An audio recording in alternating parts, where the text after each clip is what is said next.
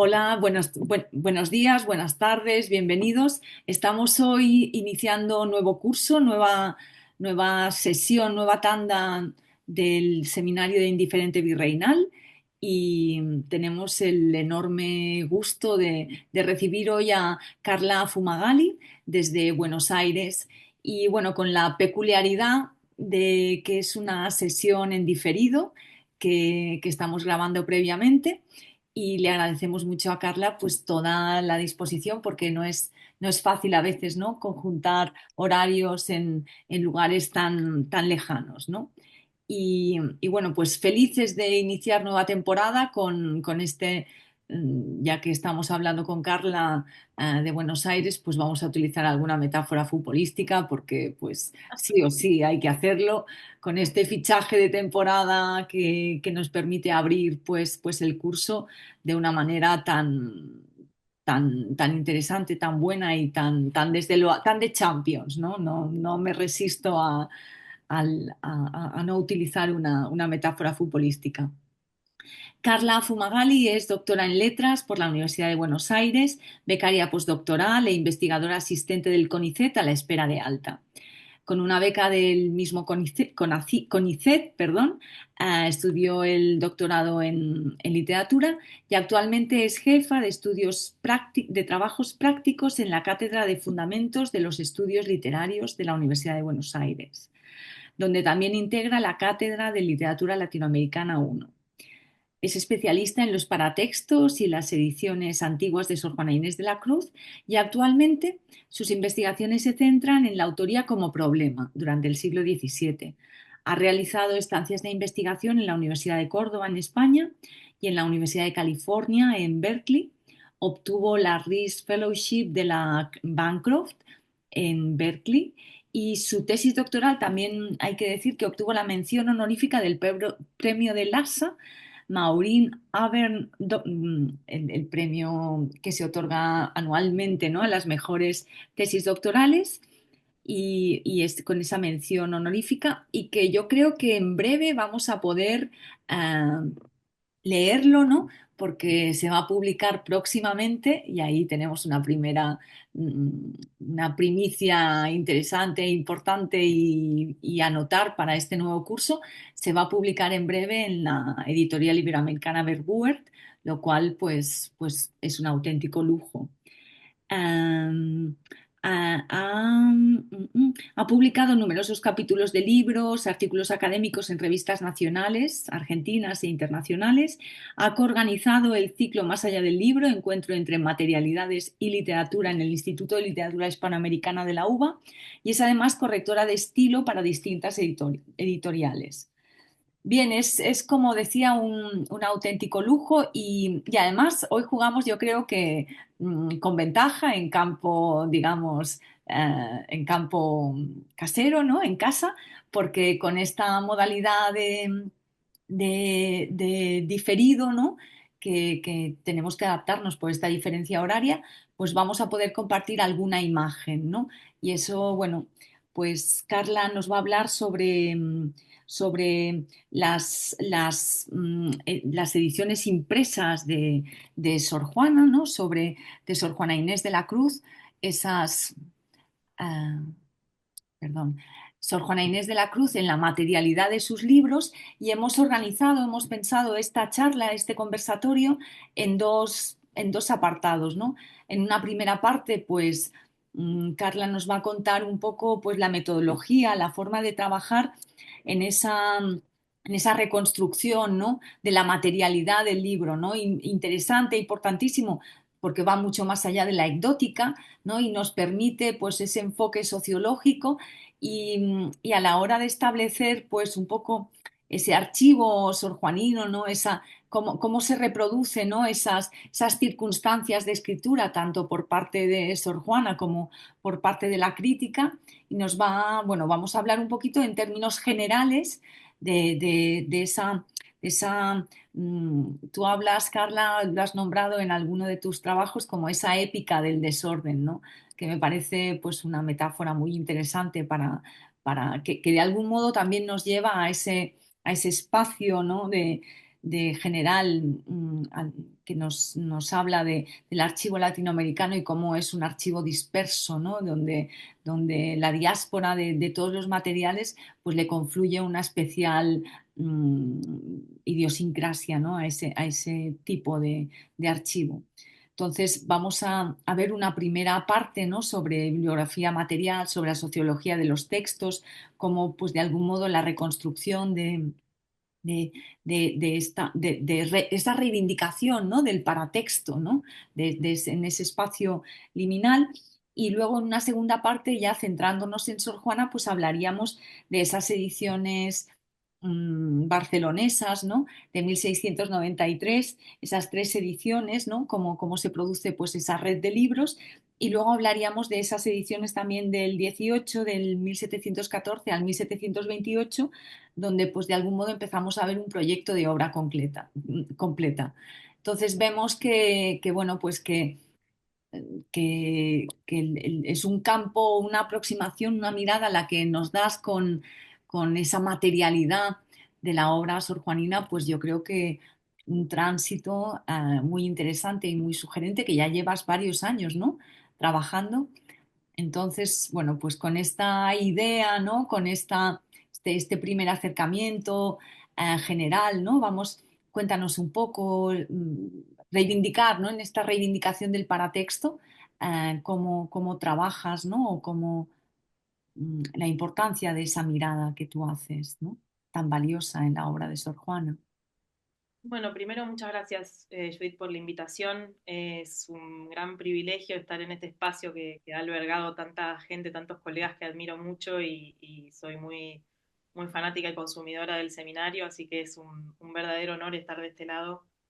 Eh, bueno, la idea de trabajar con estos textos es bastante rara. No sé si es rara, pero creo que como toda investigación sobre una obra tan difundida y tan conocida y tan estudiada, sí, digamos, cuyas investigaciones son tan profusas, mi interés empezó obviamente por la poesía de Sor Juana, ¿no? Como todos nos enamoramos de lo que ella escribe, de la respuesta, de sus circunstancias, de este personaje tan atrapante, que creo que es para todos tan atrapante, y por eso también pervive, ¿no? Este mito que existe en torno a ella, ¿no? Como sujeto histórico, y más allá de su obra, ¿no?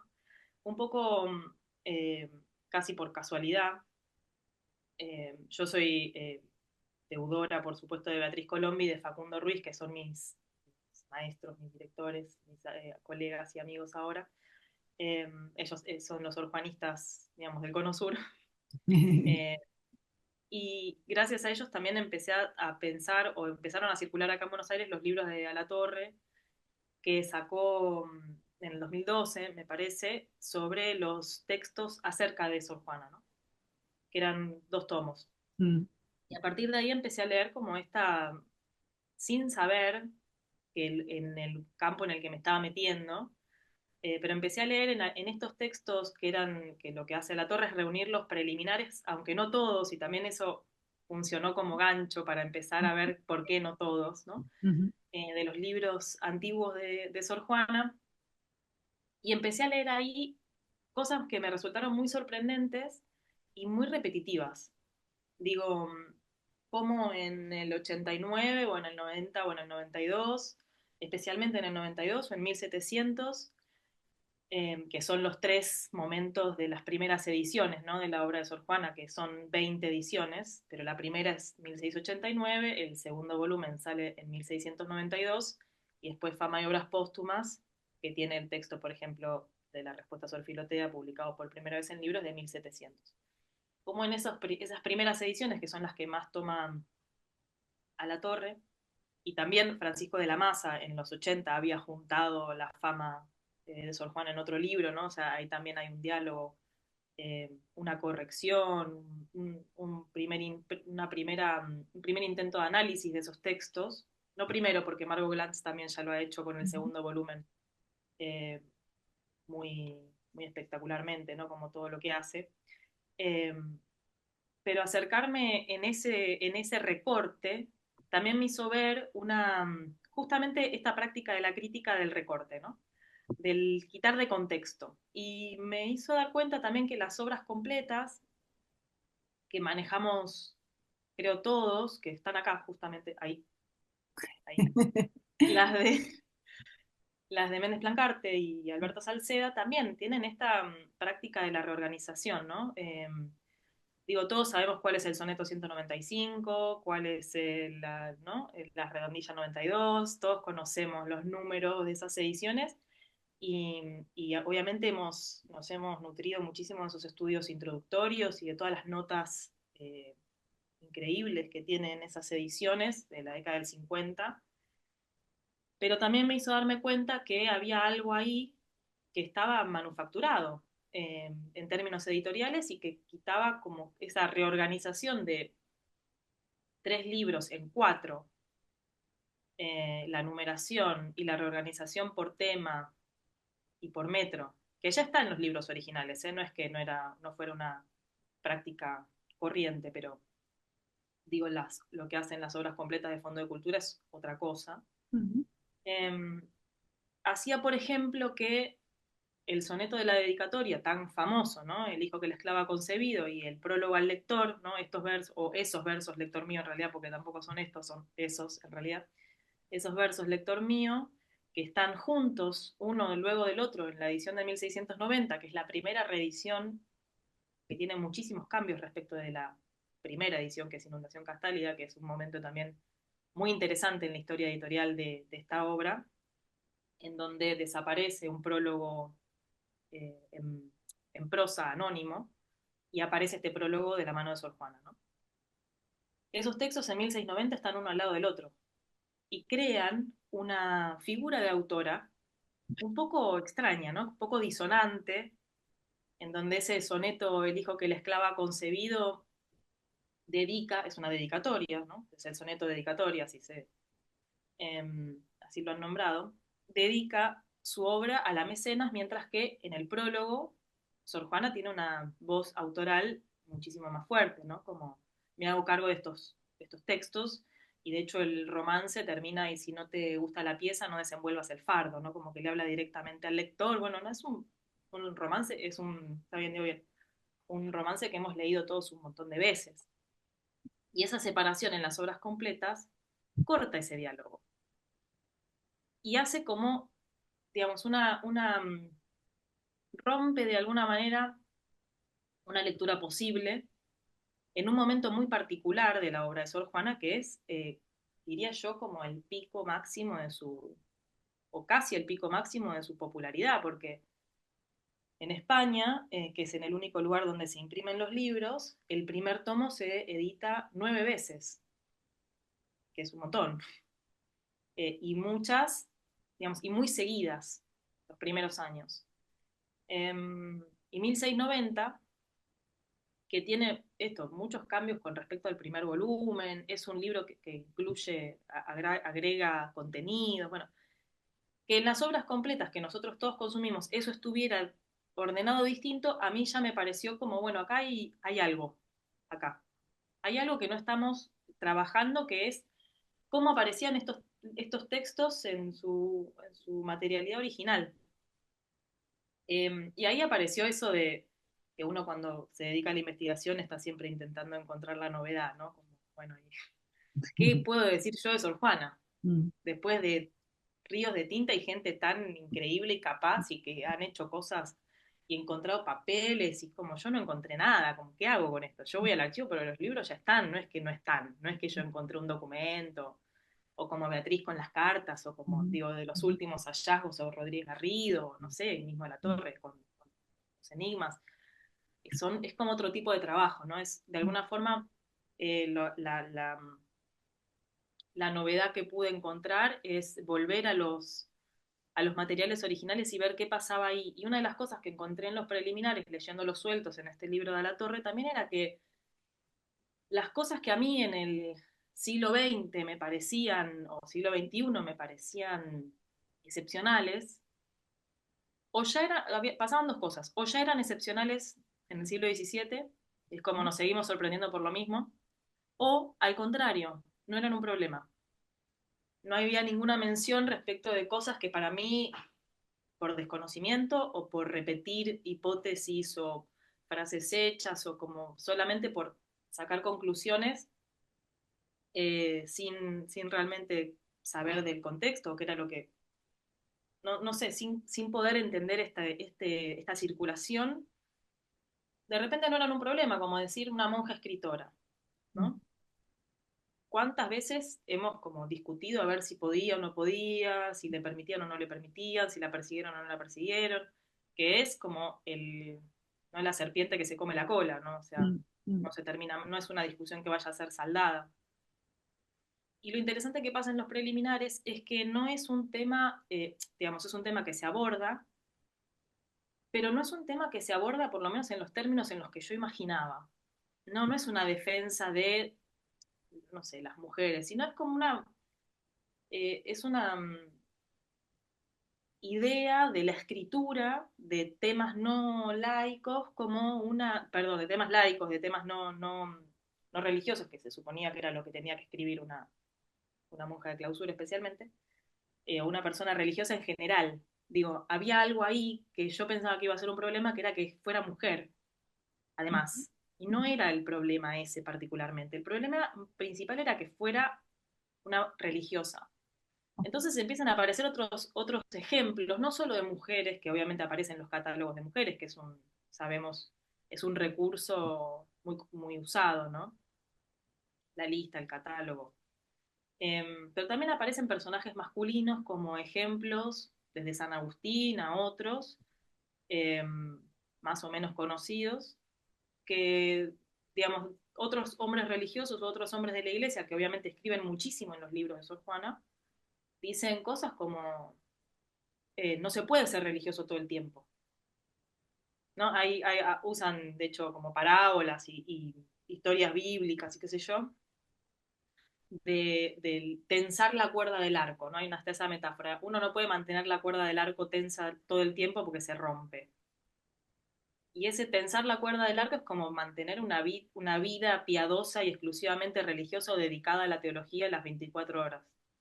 Y me parece una explicación, digamos, como cotidiana y al mismo tiempo muy interesante que se desvía un poco de lo que podía y lo que le permitían, ¿no? Sino es algo del uso del tiempo de aquel que se dedica a la religión. Bueno, y además de ver esas como, no sé si opiniones, pero cuestiones que aparecían en estos paratextos que yo leía en la crítica actual y que me parecía bastante maravilloso que los temas siguieran siendo los mismos y un ujú. poco poder entender de dónde venía cierta preocupación de la crítica de los lectores y cómo algunos temas se van como replicando y duplicando y multiplicando a lo largo del tiempo. Otra cuestión que me pareció muy interesante era después, una vez que vi cuáles eran los preliminares que más se leían, la inmensa cantidad que no se leía de los mismos libros. Oye, una pregunta. ¿Me estás Sí. diciendo que había, por ejemplo, cómo tienes constancia de los preliminares más leídos en función de... Bueno, digo los que la crítica actual había Ah, leído. vale, vale. Eso quiero decir, como por ejemplo, como decirte uno muy famoso, La vida de Diego Calleja, que Ujú, aparece en Fama, ¿no? vale. Ese es un preliminar que está súper leído Ujú, o por ujú, ejemplo, los preliminares más literarios del segundo volumen, que son los que lee Margot Glantz en conjunto y otros también, ¿no? ujú, Hay algunos preliminares, algunas aprobaciones, principalmente aprobaciones, y lo que pasa en el segundo volumen es que además de las aprobaciones y los preliminares más legales, que ahora quiero explicar un poquito al respecto de qué es esto, de cuáles tenían que aparecer y por qué en algunos libros hay tantos y por qué en algunos libros hay tan pocos, eh, más que nada en las aprobaciones hay otros textos laudatorios literarios, poemas, más que nada poéticos, ¿no? Esos son los más leídos porque son los más lindos, ¿no? O sí, sea, están sí, mejor escritos, sí. que estéticamente son más agradables. Ujú, Eh, y muy pocos textos, excepto algunos importantes, que no es que estoy, digamos, hablando sola en este diálogo de la materialidad, para nada. Hay mucha gente que se ha dedicado a intentar reconstruir esto, este mundo, pero muy pocos leyendo licencias, tasas, fe de ratas, bueno, textos que son muy, muy yermos, ¿no? Como no hay mucho ahí para... eh, pero hay algunos datos, alguna información que me empezó también a interesar justamente para poder reconstruir ese universo sorjuanino que ocurría en España y también darme cuenta que había cierta desconexión, ¿no? Entre lo que ocurre en España y lo que ocurría en México, no sé si tanto con las obras de Sor Juana, pero sí con ciertas hipótesis de esta monja perseguida, los últimos años de Sor Juana, ese relato eh, que no tiene tanto correlato en la península. Si lo vemos, por lo menos en estas pruebas, ¿no? Lo que tenemos hoy, porque así como vos empezaste diciendo, esta difusión o dispersión o esta épica del desorden del archivo sorjuanino, yo lo pienso principalmente porque tanto en San Inundación Castálida, no sé si te acordás, los epígrafes Ajá. de El hijo que el esclavo ha concebido y los poemas que hablamos recién y el prólogo al lector hablan de estos cuadernos que amagaban al libro, los papeles sueltos, que ella tiene que ir pidiendo de muchas manos para que se los den. Bueno, y parece que hay algo de ese primer relato de obra, porque es lo primero que el lector lee en esos libros, Mm, en ese primer relato de obra de papeles que están por todos lados y nadie sabe, ella no los tiene y fueron copiados de muchas manos y ujú, bueno, parece que eso como que se va sosteniendo, ¿no? ujú, A lo largo de las ediciones. Hay textos que desaparecen entre una edición y otra, hay editores que toman decisiones editoriales sí. eh, que de repente también si hay muchas hipótesis y muchas, no sé si son hipótesis, pero como afirmaciones respecto de la obra de Sor Juana o de ciertos momentos de su vida que con un poco, con leer o intentar reconstruir esta historia material, caen por su propio peso. Ujú, Digo, escuchamos muchas veces el bestseller, que Sor Juana es un bestseller, ¿qué significa? ¿No? ¿Y cuántos libros son? Y si se puede saber eso, ujú, porque, ¿y cuáles eran, como también un poco empezar a pensar desde qué disciplinas podemos leer esto? ujú. ¿Cuánto de lo que tenemos, desde dónde podemos leer esto y cuánto de esto que tenemos podemos aventurar en hipótesis como circulaban 10.000 ejemplares de tal libro? Bueno, no sé si podemos, ¿no?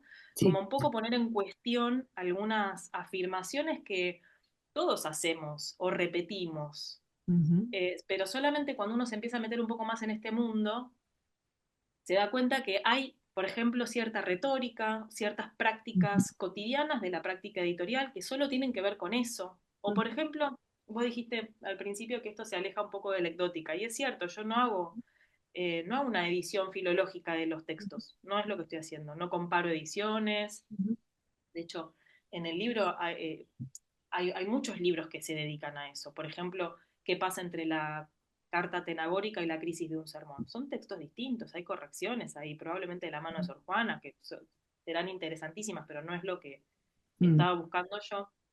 Y sin embargo, por ejemplo, pensando también en cuáles eran estas disciplinas que yo un poco tenía que empezar a manejar, como la historia del libro, cómo se hace un libro en el siglo XVII. ujú, Ni idea, tuve que ponerme a estudiar muchas cosas que no eran de mis estudios originales, ¿no? Pero, por ejemplo, saber que algunos datos como que para los que estudian esto son muy obvios. Los que pagaban los preliminares no eran los lectores, eran los editores. claro. ¿Por qué hay libros que tienen 90 páginas de preliminares y otros que tienen 3? Y bueno, probablemente porque el proyecto editorial de ese libro es muy distinto. Y no tiene que ver con Sor Juana. O quizás tiene que ver, pero no tiene que ver tanto con Sor Juana, tiene mucho más que ver con cuál era la idea para esa obra, que circulara Claro. cómo, que para qué meter, por ejemplo, el segundo volumen, en serio, es un volumen, la primera edición, que tiene un aparato de preliminares inmenso, inmenso. Es un 30% del libro son voces de otros. ¿Para qué? Y las otras ediciones no tienen una aprobación, que era lo mínimo necesario para la circulación. Entonces, ¿por qué un año después todos esos textos ya no sirven? Bueno, porque cambia el editor, porque la comunidad y la sociedad de participantes, que además están todos conectados, porque gran parte de la investigación fue ver quiénes eran estas personas. De algunos encontré cosas maravillosas y de otros, nada, silencio, por lo menos hasta ahora, ¿no? O por lo menos en los lugares en donde yo estuve investigando, que son tantos los nombres que hay que también privilegiar, bueno, editores, impresores, un poco más. Después cada uno de los que firma, un poco más. Algunos son muy anónimos, otros se sabe solo lo que aparece en su título, ¿no? Como Ujú, tal, tal, regidor de tal, o, ¿no? Canónigo de tal, y así.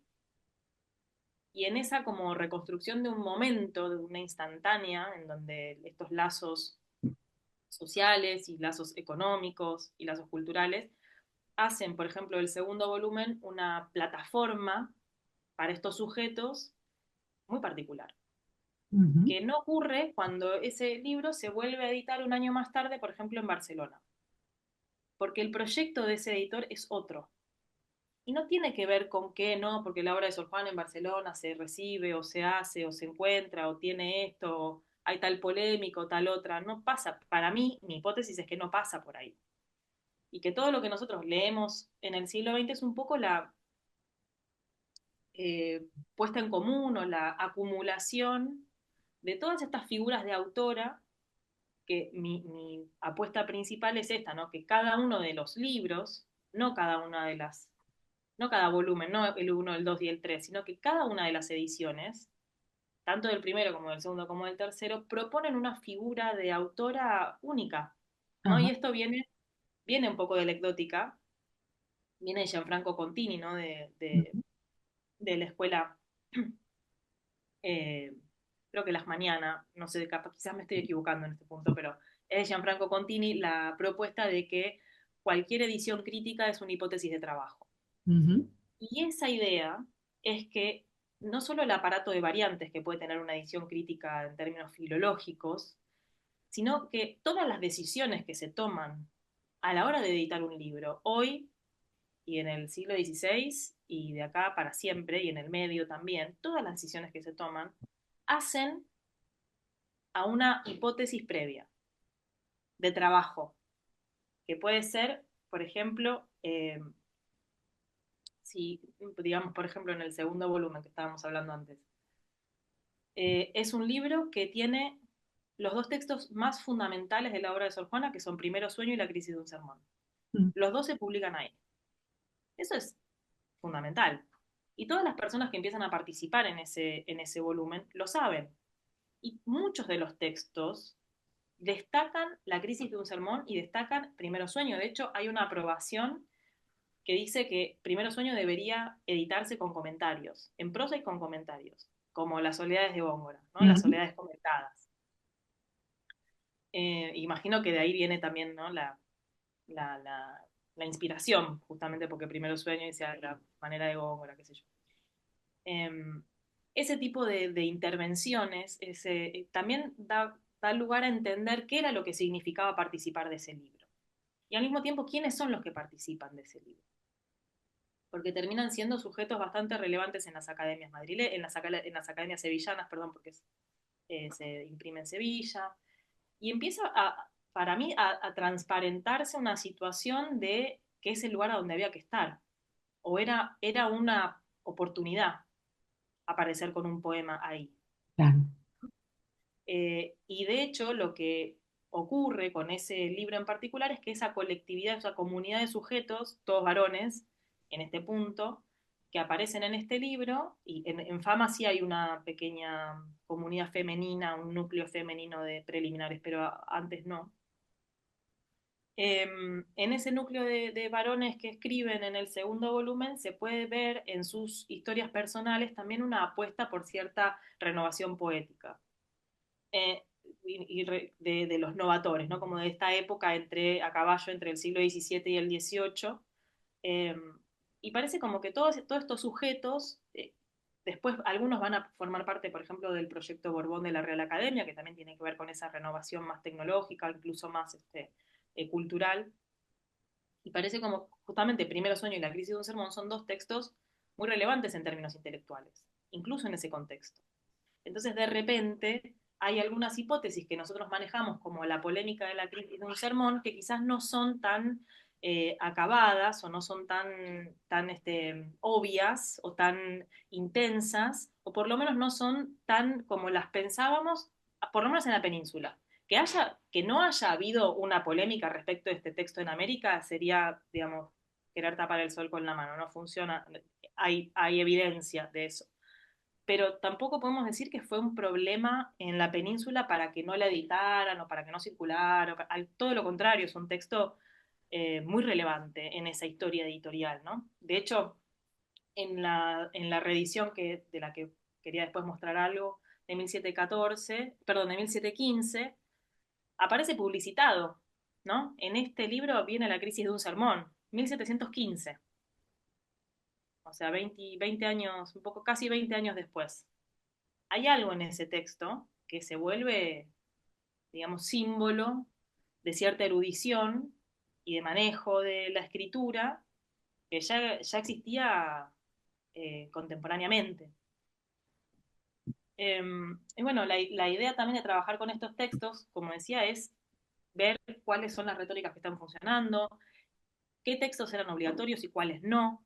Hay una legislación y de eso también tuve un poco que ocuparme, ¿no? En el siglo XVI y hasta mediados del XVII más o menos, lo que está en vigencia es lo que se llamaba la pragmática de Doña Juana, que se divulga en 1558 como una forma de controlar las prácticas de la imprenta, fortalecer como estos controles. Y ahí se estipula ciertas prácticas obligatorias, como el que tiene que aparecer el nombre del autor en la portada, la ciudad, el nombre del editor, el año, como ciertos datos que antes no estaban estipulados como obligatorios. Y aparecen estos preliminares que sí o sí tienen que aparecer, ¿no? Que son algunos civiles y otros religiosos, y acá entramos como en el terreno de lo conjetural en algunos puntos, porque hay algunas ediciones que aparecen solamente, de Sor Juana, que aparecen solamente con licencias religiosas. Y los textos, los libros que podían aparecer solo con licencias religiosas eran los libros religiosos. Pero los libros de Sor Juana no son libros religiosos, ¿no?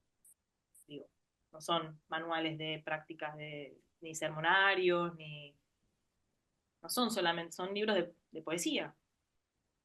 Entonces ahí también hay una construcción de una autora que ya, por ejemplo, para el siglo XVIII es una figura que es mucho más monja, podemos decir, que mexicana, por ejemplo, donde la inclinación de los editores sobre esta figura es más sobre lo religioso que o cómo la quieren vender o cómo la quieren presentar, porque también pasa eso, ¿no? Como ciertas prácticas comerciales y como podemos decir, publicitarias, que son muy claras en algunos puntos, ¿no? En el diseño de algunas portadas o también entramos en estas prácticas, por ejemplo, de las dedicatorias a los mecenas, ¿no? Por ejemplo, me acuerdo de algún artículo haber leído de por qué desaparecían las dedicatorias, eh, por ejemplo, en el segundo volumen, la dedicatoria a Juan de Oruga y Arbieto, que era el editor de 1692. Era como, no, porque el cambio del gusto, no tiene que ver con eso, tiene que ver porque la dedicatoria es al mecenas del editor. Después, una vez que Sor Juana desaparece, no solamente que obviamente muere en 1695, ¿no? Entonces todas las ediciones posteriores ya no tiene ninguna injerencia de ningún tipo, ni hay ninguna hipótesis posible, pero ahí los sujetos que empiezan a funcionar como autores de estos libros son los editores, y empiezan a tener eh, un lugar más vinculado con lo autoral, empiezan a firmar prólogos, por ejemplo, empiezan a firmar dedicatorias a sus propios mecenas, y dedican este libro, y por qué este y no otro, ¿no? Y ahí aparece también esta idea de cómo se la leía y esta noción de que son libros valiosos en tanto su autora es religiosa, ¿no? No está, tiene como siempre esta particularidad de lo exótico por lo americana, ¿no? Eso no se pierde, pero se va diluyendo un poco más con el tiempo. Quizás al principio la apuesta de los editores en vida de Sor Juana y probablemente de Sor Juana también era apelar un poco a que también seguía estando en boga, ¿no? Esta noción de la novedad, la novedad americana, el oro americano, ¿no? Ujú, Lo ujú. nuevo que viene de América con los barcos y tal. Y luego eso se va diluyendo porque ya no es una novedad. ¿no? claro. Imagínate que después de 15 ediciones ya no es una autora conocida, entonces, ¿para qué volver a editarla?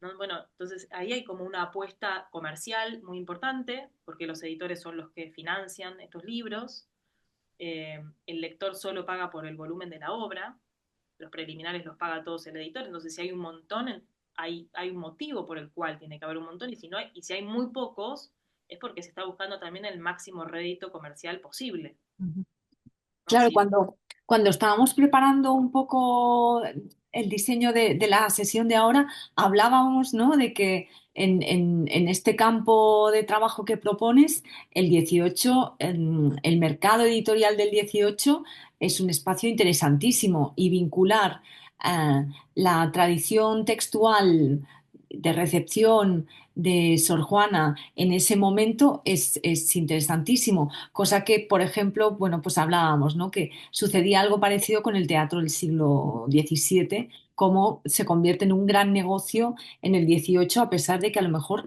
puede o no representarse, ¿no? Como material de lectura, ¿no? Y surgen también esas sueltas, ¿no? Y esas claro, relaciones. esa es otra investigación de la que yo tampoco me ocupo y que es interesantísima y que hay gente trabajando sobre eso, que son Ujú, las sueltas que claro. aparecen de los villancicos, de las comedias, Ujú, de los autos sacramentales. En México circulan eminentemente las sueltas, porque no se ujú, imprimen los libros, pero también en la península se ujú, imprimen sueltas, casi en simultáneo ujú, con los libros. ujú. Entonces hay como un mercado un poco para todo, pareciera que hay un mercado para todo. Sí, Eh, sí. que ahí también entramos en el terreno de las especulaciones, cuánto se leía, porque bueno, una cosa es la práctica de la impresión, que digo, mi investigación un poco se detiene cuando el lector compra el libro, yo ya ahí, Mm. como otra investigación, ¿no? ¿Cómo Ya lo lee? hiciste. ¿Dónde? Sí, ¿Cuánto? ¿Cómo sí. circula esa? Es otra, Mm, ya es mm, distinto, es mm, otra, incluso otra disciplina. mm, Eh, pero hay algo de esta profusión, de esta, que es y al mismo tiempo no es tanto, ¿no? O sea, ujú, es ujú, hasta cierto punto y hay algo que ocurre en el 18 que evidentemente va cambiando el gusto, ¿no? ujú, Se van afinando la cantidad de impresiones, es muy ujú, fuerte hasta el 93 especialmente, después hay como un núcleo digamos, de entre 1700 y 1701, que es cuando se publica el libro póstumo. Hay unas ediciones sueltas en Valencia en 1709, que ujú, son bastante, digamos, caprichosas, no ujú, hay, y por un editor bastante conocido. Y después están estos proyectos de obras completas mm, con 10 años de separación. Y después de 1725 hasta 1957, que salen estos volúmenes, no hay más ediciones de libros de Sor Juana. Aparecen algunos poemas sueltos en la prensa periódica en el siglo XIX, ujú, algunas sueltas ujú, y nada más. Entonces, hay algo ahí que obviamente deja de ser redituable y deja de tener interés en los editores, ¿no? Porque el que hace las ediciones completas en 1725 las imprime las tres al mismo tiempo y las quiere vender las tres juntas, o sea, los tres ujú, tomos juntos. ujú. Eso no vuelve a pasar.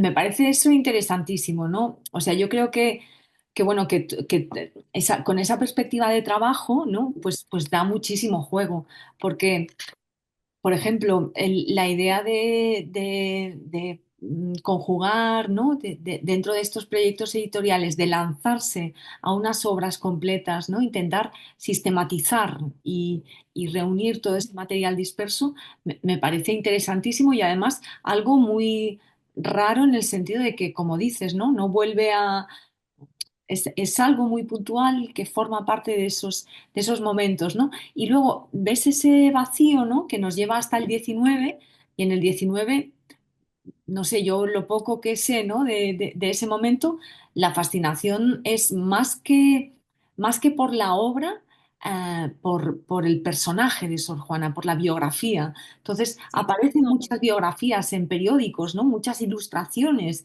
muchos grabados de la monja, ¿no? sí, Pero... sí, y ahí está muy bueno el último libro que salió de Hilda Larrazábal, que también trata un poco sobre ese periodo, un poco al principio de su libro, de su investigación, que está bien interesante también ese momento porque no solamente cambia el gusto por la poesía, sino hay como toda la pelea del 18 contra el gongorismo y tal, se proyecta hasta el 19, es como una poesía muy oscura, no se Ujú, entiende nada, no ujú, es válida. En ese sentido hay que como abogar por una poesía más romántica del interior del sujeto y no tan mental, más de ujú. abocada a los sentimientos y tal. Y también aparece mucho la redondilla Hombres necios que acusáis. Sí, Esa está, es como bestseller de nuevo, ¿no? Pero sí, solo en la prensa periódica. sí. Que es como el poema, no es el poema menos, pero es uno de los más, menos religiosos, ¿no? Como Sí, sí. completamente, Ah, completamente laico, ujú, en ese sentido. Y ahí gira también un poco esa visión de quién era y cuál es el valor que se le da a esa obra. ujú, Y vos decías algo muy interesante que también pasa por una lectura contemporánea de lo que son las ujú. obras completas, Sí, que es que estas obras completas no son completas, no están completas.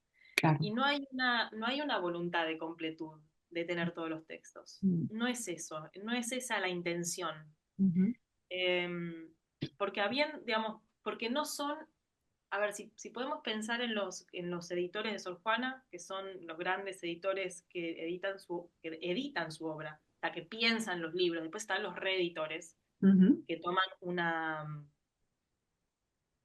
¿cómo se dice? Una aventura mucho más sencilla, o sea, ujú, reeditar un libro que ya funciona no es una apuesta tan grande, ¿no? ujú, Pero los grandes editores de Sor Juana, que son Garcín Fanzón, y Camacho Gaina, que Garcín Fanzón es el impresor, Camacho Gaina, que es el del primer volumen, de Inundación Castalia y Poemas, Orué y Arbieto, del segundo volumen, y Castorena y Ursúa, que después también va a ser como el padre del periodismo en México y obispo de Yucatán, y va a tener una carrera religiosa importantísima. Eh, el único que que yo creo que tiene una voluntad archivística manifiesta de conservar, ordenar, encontrar papeles y armar una obra completa, y de hecho en su prólogo dice que quiere armar una obra en 3 tomos, muy parecida a la que hace Méndez Plancarte después, dice primero las poesías sacras, después no sé qué, después las comedias, ¿no? Como que quiere organizar primero el teatro, después la poesía y después algo así, es Castorena y Ursúa. Es el único verdaderamente preocupado en sus textos y algo que se ve en esa organización de un libro que es realmente muy complejo. Fama y obras póstumas es un libro muy complejo, eh, sobre el que hay que aventurar muchas hipótesis, porque es un libro cuya estructura es muy llamativa. Es un libro que tiene muchos preliminares, tiene muy poca obra, pero por ejemplo, sabiendo que los preliminares los tenía que pagar él. Él viene de México con la obra de Sor Juana y con muchos textos de mexicanos, por la muerte de Sor Juana. ujú, Llega a Madrid y empieza a armar con madrileños y gente de, digamos, españoles en general, esta fama y obras póstumas. Pero de repente tiene mucha fama y poca obra póstuma, ujú.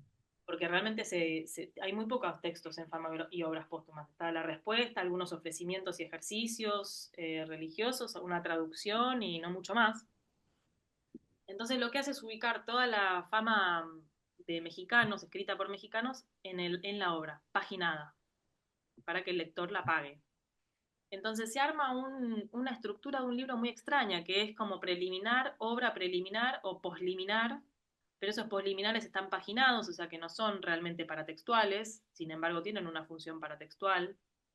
Y hay que, bueno, sentarse a pensar más allá de, digamos, un poco eh, cuál sería la motivación de esta organización y que no sea una hipótesis basada solamente en la vida y obra de Sor Juana, sino también en estas prácticas editoriales y comerciales y que tienen que ver con la coyuntura de hacer un libro, porque eso también influye, ¿no? Y querramos o no, eh, Castorena y Ursúa también justifica en cierta medida este orden.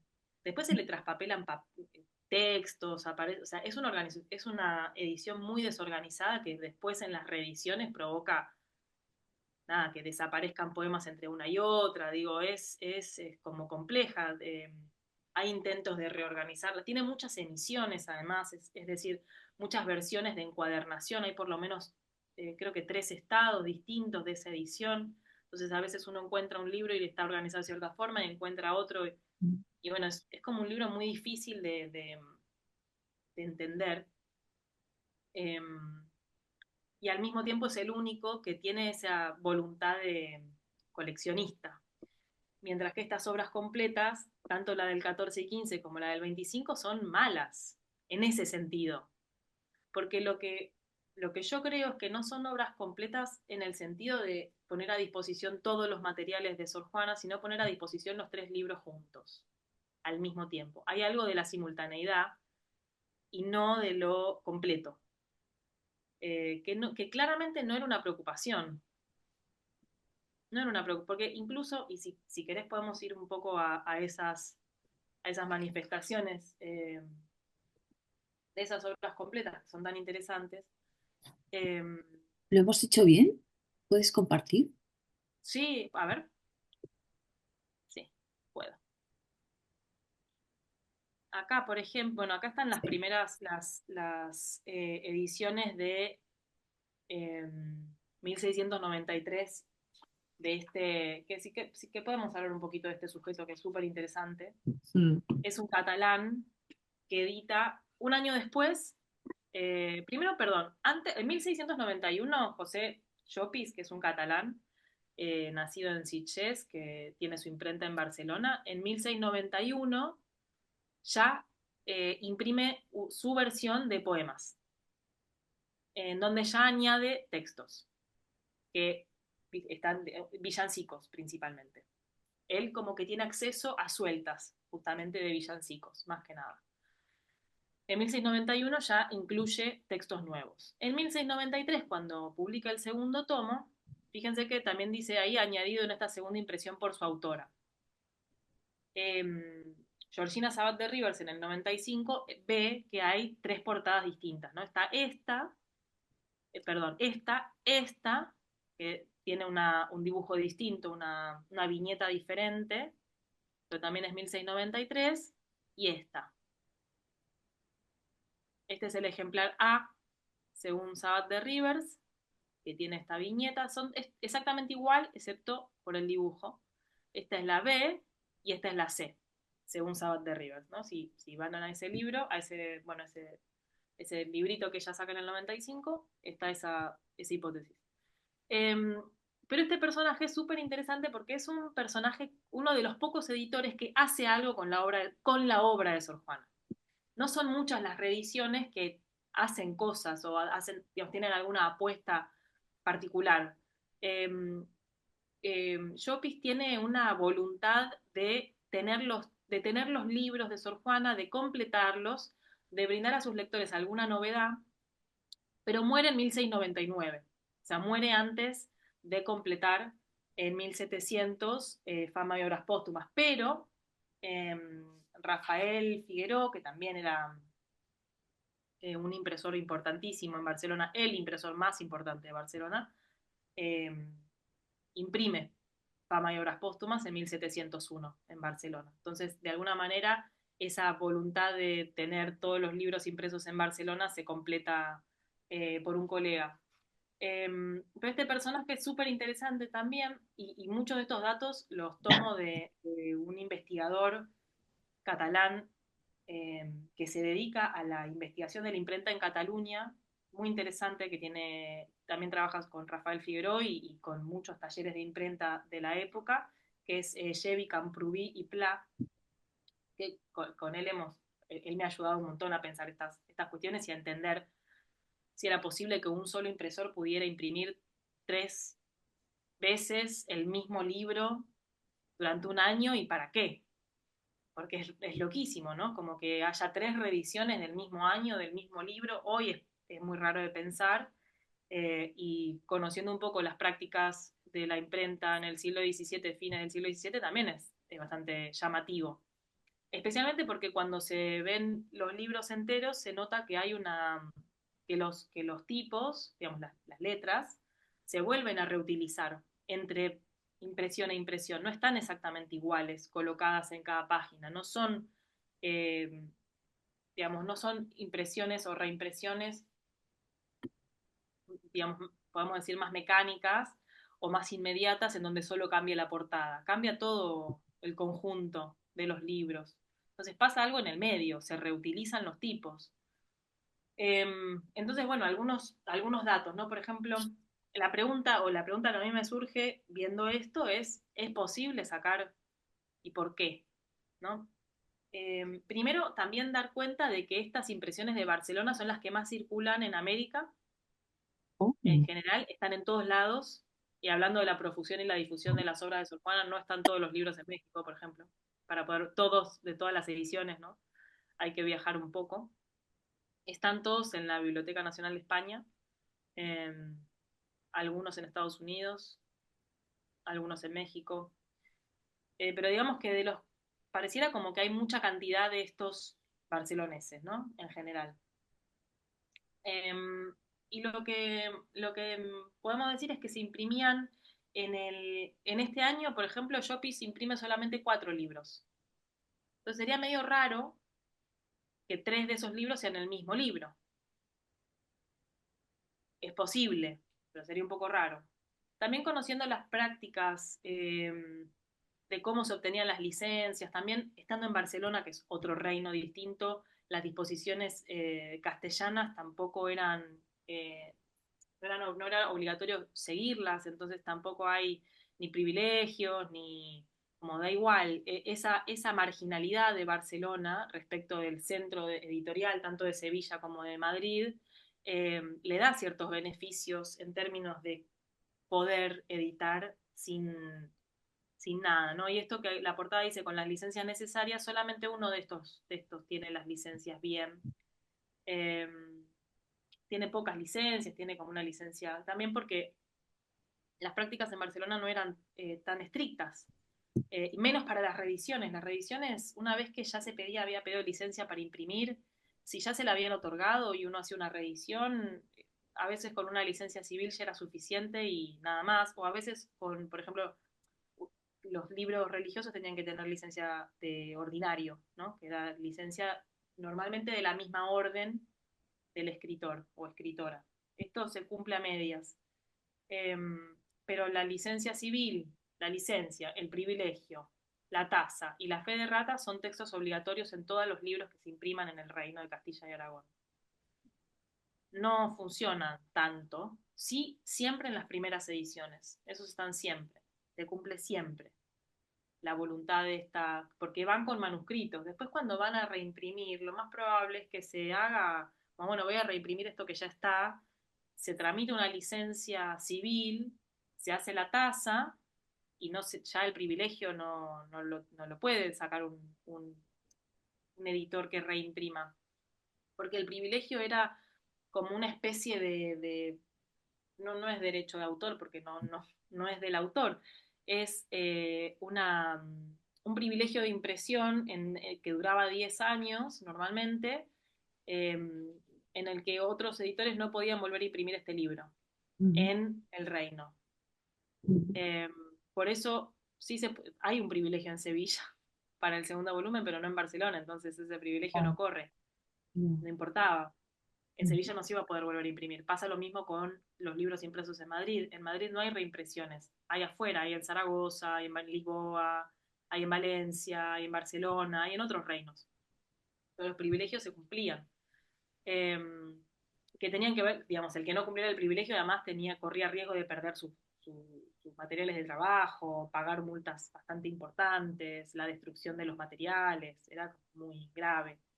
Y además el privilegio se pagaba, el Ujú, editor tenía que pagar por ese privilegio de impresión. ujú. Eh, bueno, y aparecen estos tres libros en Barcelona, y la hipótesis es que probablemente por lo menos uno haya sido terminado después, y la portada diga 1693 igual, porque las licencias se habían tramitado antes, y bueno, como que la práctica también era bastante más laxa de lo que decían las disposiciones, como en todo, ¿no? Eh,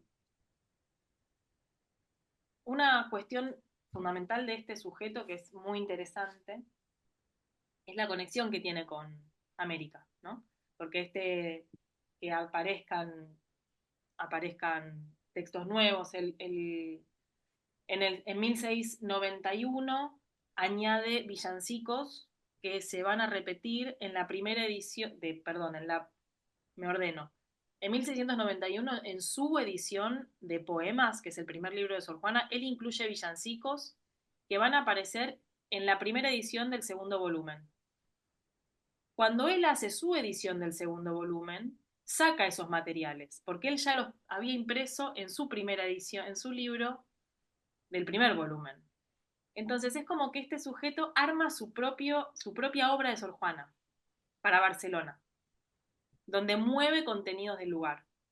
Y de hecho, circulan tanto que en la edición de Sevilla de 1692 del segundo tomo aparece mencionado que se repiten, dice en varias ocasiones, que estos villancicos o algunos textos, dice, repítese aquí por no haber salido en la primera edición del tomo uno, porque los vean los que no tienen la segunda impresión de dicho tomo. La segunda, que en realidad es como la tercera, eh, es la de José Llopis. Entonces es un sujeto que cambia la historia editorial, Sor Juanina, porque incluye cosas, saca, mete, y de repente también lo que ocurre es que las reediciones posteriores del siglo XVIII que toman como modelo de base las ediciones barcelonesas, muchas veces tienen faltantes de textos, porque su edición del segundo tomo no incluye textos que sí tiene la Claro. primera, porque él las puso en su reedición de la primera. Entonces también aparecen hipótesis críticas en donde dicen, bueno, en 1709 digamos, no se añaden los villancicos porque la imagen de Sor Juana ya los villancicos no servían y no sé qué. Y no pasa por ahí, sino porque la edición de base es una que no tenía esos textos. Ujú, Digo, cuando uno se mete en el mundo de la materialidad de los libros, hay algunas cuestiones que pasan a ser muy sencillas, ujú, en donde las cuestiones que parecen más derivadas de la vida de Sor Juana, del gusto y tal, no pasan tanto por ahí, sino porque el editor agarró un libro al que le faltaban esos textos. ujú, Y él está haciendo una reedición y poco le importa, no sé, casi 15 años más tarde, si están los villancicos o no están, porque la empresa comercial pasa por otro lado en ese punto. Porque la completud del libro no era una preocupación, excepto para este sujeto, por eso es tan llamativo. ujú. Por eso es tan llamativo. Me Eh, parece, sí, perdón, perdón. no, No, no, decime. no, no, No, no, no, eso. no, reforzar todo lo que estás diciendo, porque me parece muy interesante que siempre, de algún modo, uno se plantea la recepción de un autor pues a partir del público, ¿no? Y cómo has empezado diciendo, no, no, o sea, yo no me...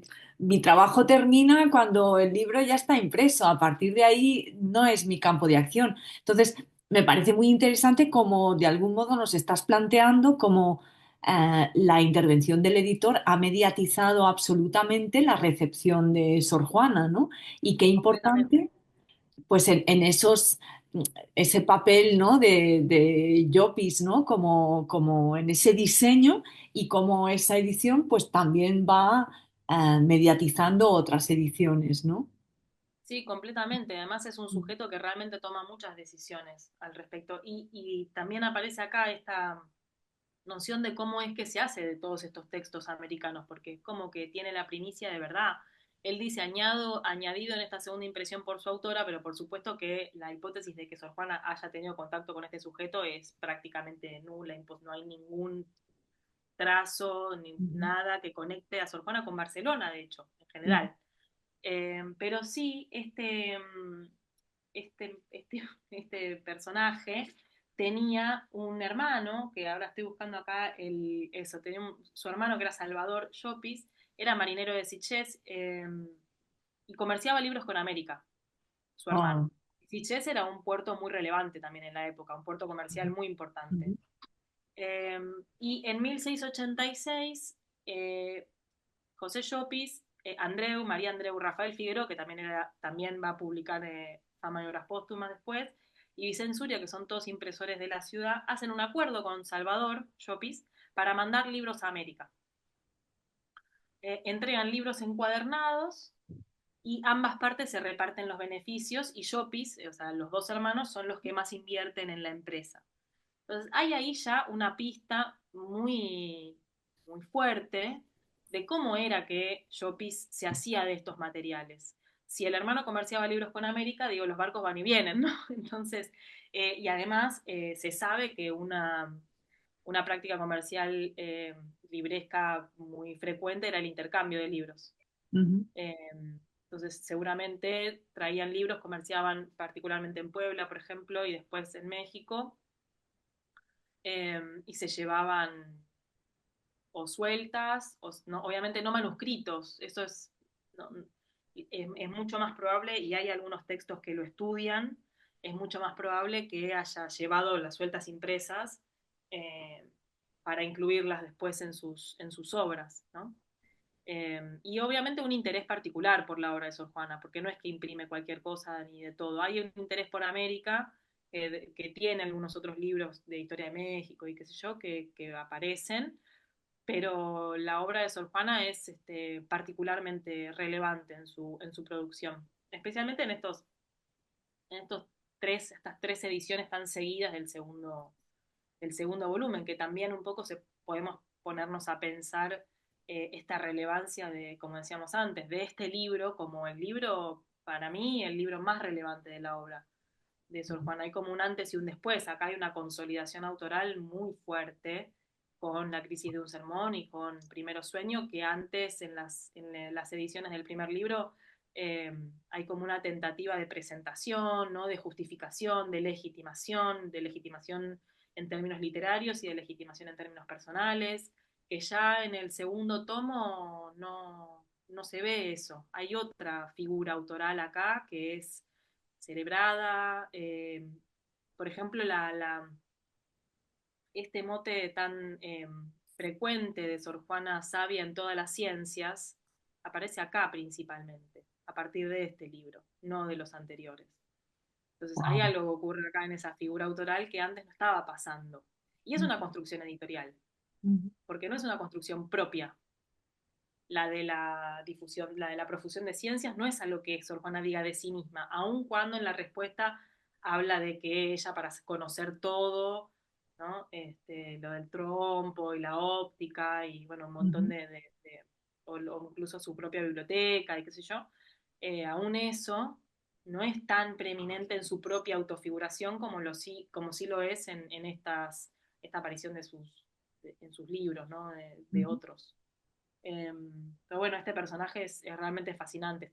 Hay mucho, acá hay que ir a Barcelona y ponerse a ver los archivos en serio, a ver qué más hay, porque Pues ya sabes, Carla, sí, nos hay que vamos ir, a ¿eh? Sitges. Yo tiro, yo tiro la punta, a ver quién recoge el guante.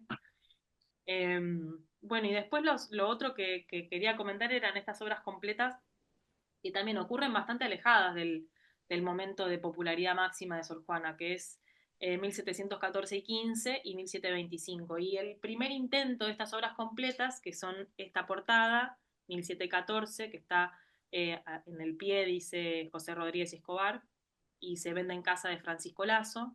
Francisco Lazo va a ser el editor y Rodríguez Escobar es el impresor, lo cual también es bastante llamativo porque va a ser Rodríguez Escobar el gestor de estas obras completas, pero acá se nota la cuestión del dinero, ¿no? Como quién podía solventar estas empresas.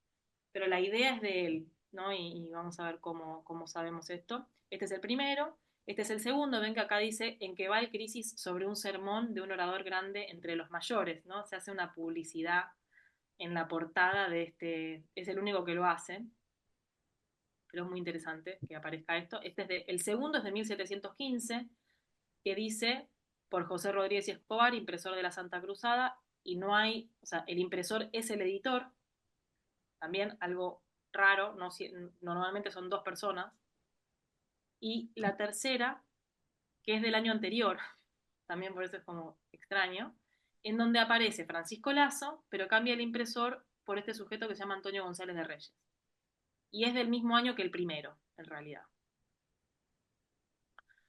Por supuesto que como decía, la Fama y Obras Póstumas, por ejemplo, está dedicada a la no me acuerdo si es la duquesa o cómo era el título nobiliario, heredera de los títulos de Cortés, ¿no?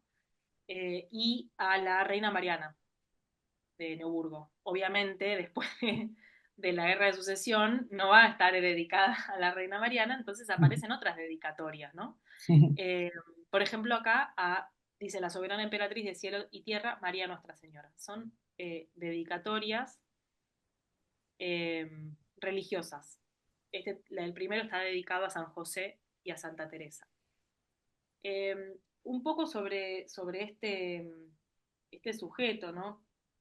Que aparece también, como decíamos antes, estos tres libros, por ejemplo, tienen la particularidad de que le faltan eh, los villancicos de la Concepción, los villancicos del Nacimiento, los de San José, y le falta el auto y la loa al Divino Narciso, por ejemplo. Porque toman en el segundo volumen, en el primer volumen toman uno que no tenía esos textos y en el segundo volumen toman el de Barcelona que tampoco los tenía porque ya los había publicado en la revisión del primer tomo. Entonces, este es un claro ejemplo de que depende del texto de base, se cuenta o no se cuenta con la totalidad de los textos. Y en esta profusión y cambio, inclusión y quita de textos, imagino a los lectores también un poco mareados de qué edición tenían y qué no tenían y qué les faltaba. No sé si era una preocupación real, pero digo, yo me los imagino un poco de esa forma.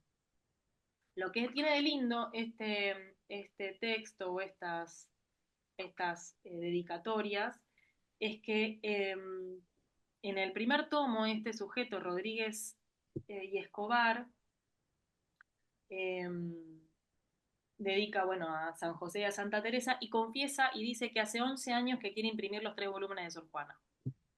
Una cosa muy linda, que si uno hace las cuentas, también tiene que ver con que estaba el privilegio eh, de Castorena y Ursúa, que digamos, ya había terminado para 1714, ¿no? De 17, son eran 10 años. Eh, ahí ya no había más ningún privilegio funcionando para esta época, ya podía reimprimir todo, por eso es en Madrid, ¿no? Eh, además, aparece este personaje Francisco Lazo, que digamos, la hipótesis de estos tres sujetos es que Rodríguez y Escobar, que también hay otra pista que ahora les voy a decir, eh, planea imprimir los tres libros, pero no le da ni su imprenta ni su presupuesto. Entonces, el proyecto es, entre tres, imprimir los tres libros.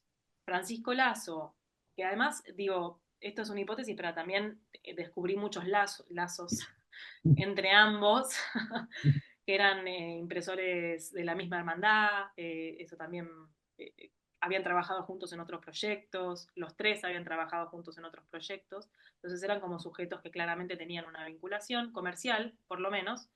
Entonces la idea es que Francisco Lazo solvente el primero y el tercero, que Rodríguez y Escobar, con una diferencia de un año, puede imprimir el primero y el segundo, que Rodríguez y Escobar solvente el segundo, y que al mismo tiempo que se imprime el primero, Antonio González de los Reyes imprime el tercero en su imprenta. Entonces, entre los tres como que arman un proyecto de obra completa, ¿no? Que de hecho se ve digamos, se nota que están impresos, ¿no? Como que no hay una estética muy unida, ¿no? Muy común. Y otra cuestión que encontré es, hay un estudio sobre la imprenta madrileña buenísimo de Mercedes Agullo y Cobo, eh, que recupera que José Rodríguez y Escobar dio su poder a procuradores, cito el documento que encontró ella, dio su poder a procuradores para obtener la licencia de reimprimir un libro en 3 tomos de poesía de la madre Sor Juana Inés de la Cruz. Él pide una licencia para imprimir un libro en 3 tomos. Yo no sé si eso es, digamos, para acelerar el trámite, si es como un truco, una trampa que hace para sacar una sola licencia e imprimir la misma licencia en los 3 libros, pero de alguna forma eso certifica que este proyecto fue pensado como un proyecto de obra conjunta o de obra completa o de poner a disposición de forma completa los 3 libros al mismo tiempo, ¿no? No es solamente una cuestión de ver que son las mismas personas y los mismos años, sino que hay en esas licencias, en esos paratextos, en esos preliminares que parece que no tienen mucho valor, hay una forma de reconstruir esa historia, más allá de los datos, también para poder pensar por qué esta obra de Sor Juana, ¿no? Y acá también aparece cuáles son los efectos de estas primeras obras completas que están, como vemos, dedicadas a personajes místicos, ¿no?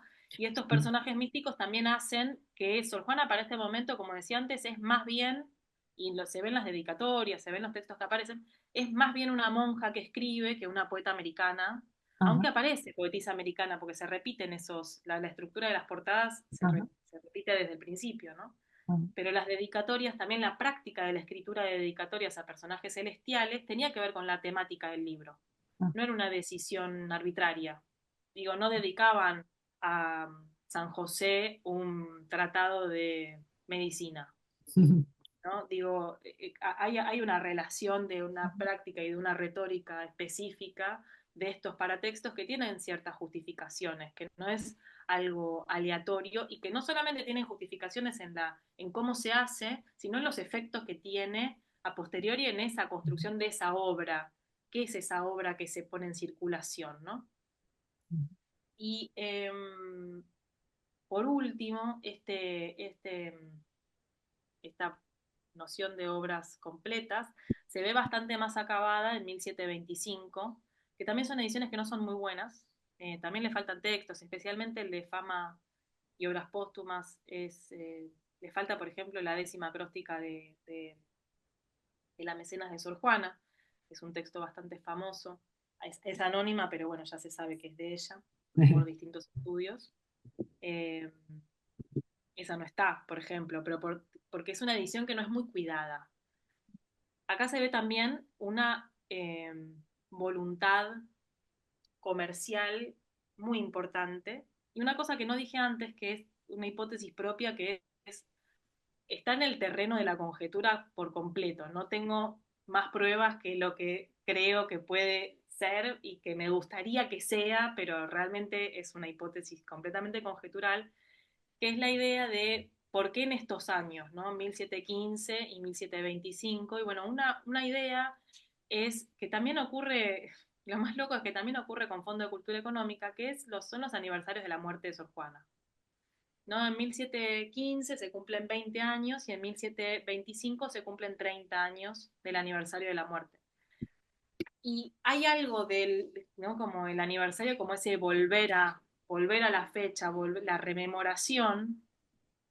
Yo creo que hay algo del poner a disposición los textos y de la rememoración de la fecha, eh, que, que, de alguna manera está asignada desde este punto en la obra, en la historia editorial de Sor Juana, ¿no?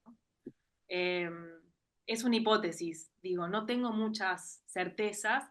Lo único que puedo decir es que, por ejemplo, en estos libros, en este tomo primero, segundo tomo y Fama y Obras Póstumas de 1725, ya se ve que hay una uniformidad de las portadas, ¿no? Las tres portadas son idénticas, tienen las mismas orlas, acá está simple y acá está doble, la orla es el marquito que tiene con ese dibujito, y tiene este retrato que es muy distinto, ¿no? Del retrato de 1689. Acá parece como una Sor Juana medio Santa Teresa, ¿no? Como muy distinta, que hay algo de eso, ¿no? Como que Santa Teresa siempre es el modelo de la monja que escribe, y en términos iconográficos se puede ver en este pequeño retratito.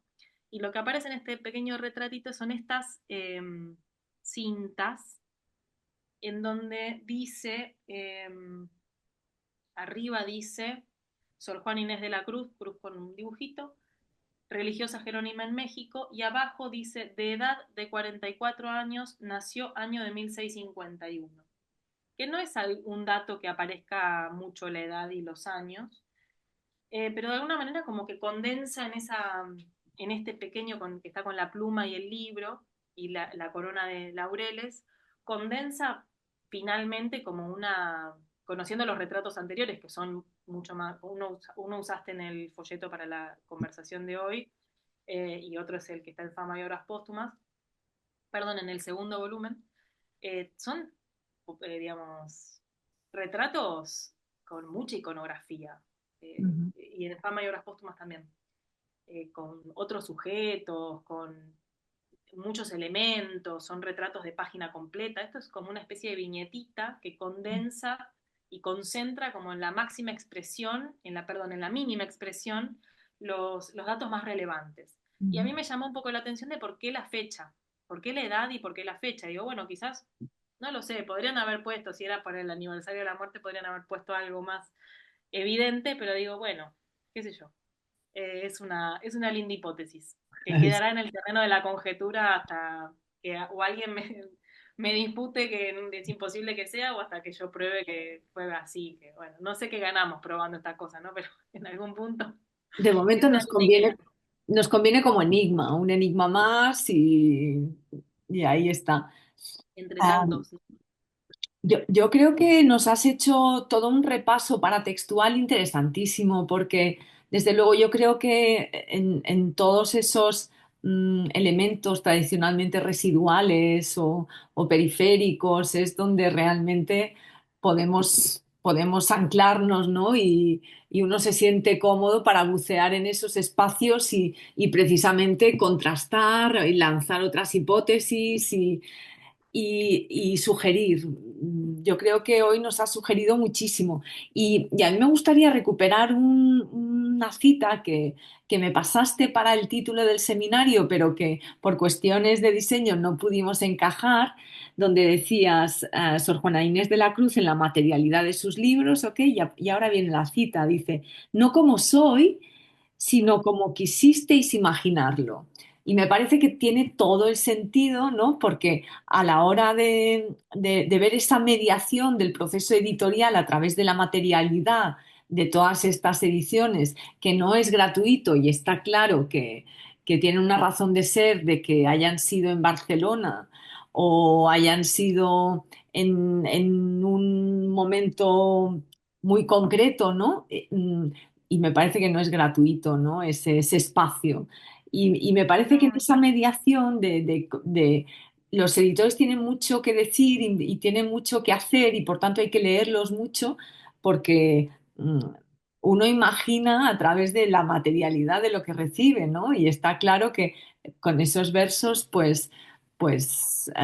hay que reflexionar, ¿no? Sobre lo que nos has apuntado hoy y desde luego nos dejas con las ganas porque pues hay que replantearse también todo ese concepto de autor, ¿no? De autora en la época ¿cuál moderna, es ¿no?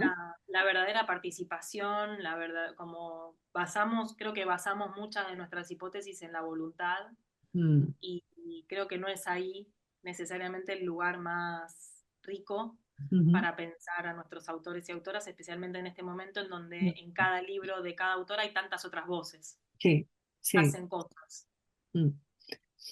Sí, pues yo te agradezco muchísimo la paciencia y pues todo, ¿no? Lo que, pues eso, que hayamos conseguido encontrarnos en esta virtualidad técnica, ¿no? Que no es para nada amable y a veces es un poco mm, pues caprichosa, ¿no? Creo que nos has abierto todo un panorama muy sugerente, ¿no? Para pensar en esos elementos paratextuales. Yo creo que va a ser importantísimo el libro que finalmente se publique, no sé si a finales de año o a principios del que viene, que va a ser, bueno, pues yo creo que una novedad editorial importantísima en el catálogo de Iberoamericana Verguer. Además, también lanzando, ¿no? Estamos hablando de decisiones editoriales, de diseño, de catálogos. Creo que tu libro es muy importante dentro de toda la estela sorjuanina, ¿no? Que, bueno, pues quizá el último de lo último, pues esa segunda edición revisitada de las cartas que han trabajado Beatriz Colombi y Hortensia Calvo, ¿no? Tan importante, ¿no? Porque pues también son pequeños elementos textuales, pero que permiten un vuelo muy sugerente. Creo que tu libro será importantísimo. Nos quedamos con las ganas de tener otro encuentro, ya sea para hablar en profundidad de ese libro o para hablar de tus avances en el campo de la noción de autor o de autora, ¿no? En la época Bueno, moderna.